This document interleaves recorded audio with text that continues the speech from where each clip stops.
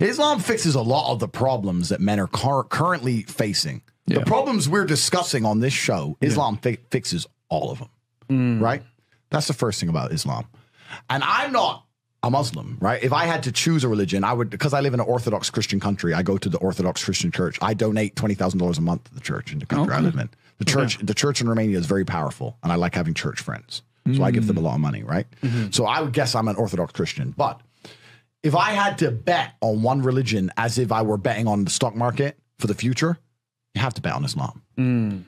Because Muslims are intolerant.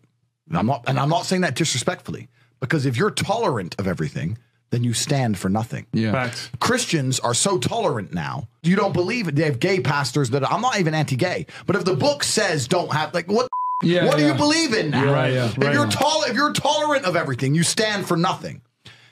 I can walk through London with a t-shirt saying Jesus is gay and nothing will happen to me. If I did the same thing with the Islamic prophet, I'd be dead before I got to the end of the street. Boom. That's how much they believe and respect. And I respect people who stick up for what they believe in. It's not even about me believing in it. I respect them because they believe and they will defend. Muslims are the only people who will defend their religion. They will defend their beliefs. They refuse to be mocked. They refuse to be insulted. And I respect that about them. I respect that. That's an amazing thing about them, right? And the third point is, and I've been all around the world, some of the best countries in the world today are the first world Muslim nations. Qatar, you can go to Qatar, you can fall asleep with $1 million on your lap in the middle of the street. Nothing's going to happen to you. Saudi Arabia as well. You can go to Saudi, nothing will happen to you. You can go to Dubai, UAE, nothing's going to happen to you. They leave their cars parked with the keys inside. It's so safe. Wow. It's so safe. Women, everyone's married. Every woman obeys her husband. Every single woman has 4, 5, 6 kids. Big families. All the things we're talking about, all the problems we have here, right? They've got none of that. None of it. Because of Islam. Islam keeps society in the role where women obey their man. Women have children. Women have big families. Women are exceptionally happy to do so. Before some Western girl comes in here and runs her mouth, the Islamic women are happier than any you're going to see in the club tonight. They're very true. They're happy. Society is functioning. Their population is growing because in most Western countries, the population is declining. Tim Cass was talking about it today. I was talking. We were 2 people have 1 kid. Doesn't work. Doesn't work, right? 2 people need to have 3.1 kids because people die, right? People die prematurely, blah, blah, blah, blah. So we have population problems in the West. They have none of the population problems. Society is functioning. And that's what society is.